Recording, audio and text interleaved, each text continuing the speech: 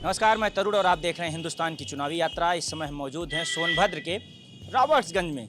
हमारे साथ बातचीत करने के लिए रॉबर्ट्सगंज के विधायक मौजूदा और भारतीय जनता पार्टी के प्रत्याशी भूपेश चौबे जी हैं। सर, बहुत बहुत स्वागत है आपका हिंदुस्तान पर। जी, सबको सादर प्रणाम।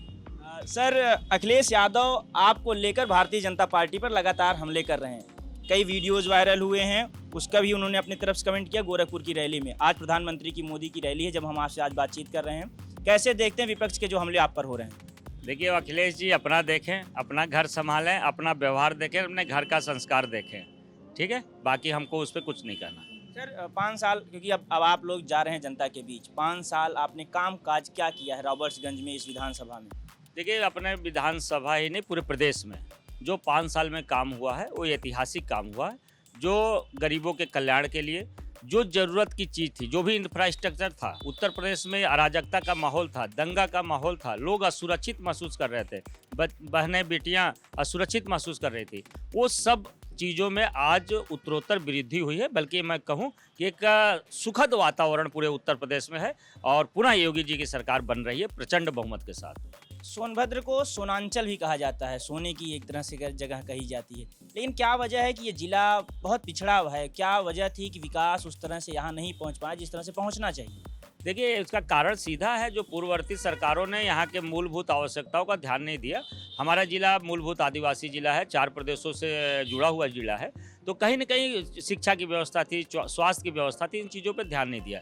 जो काम आज़ादी के बाद से ऐसे तमाम काम की मांग थी, चाहे नर्मदा नदी पे पुल हो, चाहे पांडु नदी पे पुल हो, चाहे बाजारी घाट का सड़क हो, चाहे बिजली की समस्या हो, चाहे पेयजल का संकट है। मैं धन्यवाद दूंगा मोदी जी को और योगी जी को कि हर घर नल की शुरुआत यही धदरौल बांध के तलहटी से शुभारंभ किया और आज हर घर पे पाइपलाइन से पानी पहुंचाने की पूरी योजना बन गई है। पाइप गांव-गांव में लग गए हैं, टंकियां बन रही हैं। जल्दी शुद्ध पेयजल आरओ का पानी घर घर मिलेगा।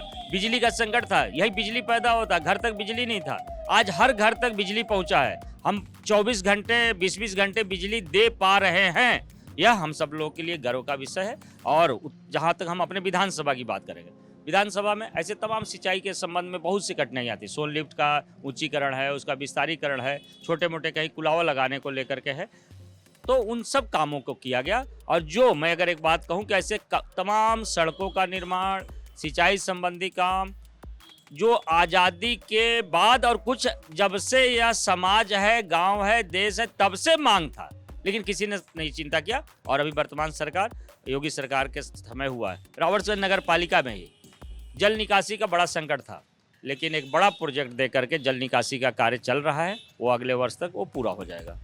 अखिलेश यादव के सहयोगी और आपके पुराने सहयोगी सुहेल देव भारतीय समाज पार्टी के मुखिया ओम प्रकाश राजभर कहते हैं कि पूर्वांचल और इन तमाम इलाकों में जहां 6ठे और 7वें चरण मतदान है, वहां भाजपा को एक सीट भी नहीं जीतने देंगे। विपक्ष का लगातार आप जैसी आपकी पार्टी पर हमलावर होना, क्या देखते हैं, क्या रणनीति आप लोग अपना रहे हैं? देखिए, अब उस पर मैं क्या बोलूँ, ओम प्रकाश राजभर जी पे मैं टिप्पणी करूँ उचित नहीं होगा। वो अपने आप में निहारें, अपने आप में झांके। और मैं कहूं कि पूर्वांचल में प्रचंड बहुमत, पिछले बार से अधिक सीट भारतीय जनता पार्टी को मिल रही है। और मैं अगर जहां तक अपने विधानसभा की बात करूं, अपने विधानसभा में भी जो पिछले बार वोट मिला था उससे अधिक वोट लेकर के हम विजयश्री हासिल करेंगे। कितनी सीटें आ रही हैं, आप लोग का क्या अनुमान है? आपने कहा ना प्रचंड जीत पूर्वांचल में, खास तौर पे कितनी सीटों का अनुमान आप लगा रहे हैं कि पूर्वांचल में आप होगा? और आप अपनी जीत, जब मैं 10 तारीख की शाम को आपसे बात करूं तो आप अपनी जीत को लेकर कितना आश्वस्त हैं? क्या मार्जिन होगा अगर जीतते भी हैं? मैं अपनी बात करूंगा, अपनी जीत सुनिश्चित है, मार्जिन भी बढ़ेगी। पिछले बार जो वोट मिले थे उससे अधिक वोट मिलेगा, क्योंकि पिछले बार तो योगी जी के कार्य नहीं जुड़े थे, पिछले चुनाव में केवल मोदी जी के कार्य जुड़े थे। इस बार तो डबल है, मोदी जी का काम और योगी जी का काम, इसलिए बहुमत प्रचंड होगा और अपने विधानसभा में भी वोटों की मार्जिन बढ़ेगी। एक लास्ट सवाल ये है कि वो 5 काम या वो कौन से काम हैं, अगर आप पुनः विधायक बनते हैं तो जो आप अभी तक नहीं कर पाए इस कार्यकाल में, वो करना चाहेंगे? देखिए, एक तो रॉबर्ट्सगंज के विस्तारीकरण और इसका वो है विषय, और यहाँ रॉबर्ट्सगंज नगर पालिका में नजूल की समस्या जो मैं उसके लिए प्रयास किया हूँ और पाइपलाइन में है, वो पूरा हो जाएगा। सरकार बनते ही इस काम को कराया जाएगा। कुछ सिंचाई संबंधी क्षेत्र में, जैसे नगवा क्षेत्र का है और कोन क्षेत्र में, और इधर रॉबर्ट्सगंज के पास के भी कुछ सिंचाई संबंधी समस्या है, उसको पूरा करूँगा।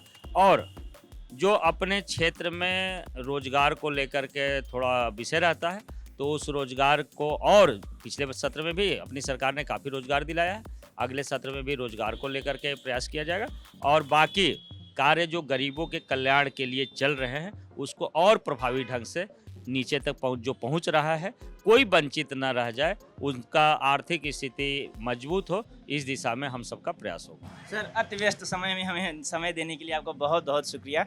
आप देख रहे थे हिंदुस्तान और हमारे साथ बातचीत करने के लिए आज मौजूद थे भूपेश चौबे जी, जो कि रॉबर्ट्सगंज से भारतीय जनता पार्टी के टिकट पर चुनाव लड़ रहे हैं और मौजूदा समय में रॉबर्ट्सगंज के विधायक हैं। सर, बहुत बहुत शुक्रिया आपका समय देने के लिए। धन्यवाद सर। ठीक, नमस्कार।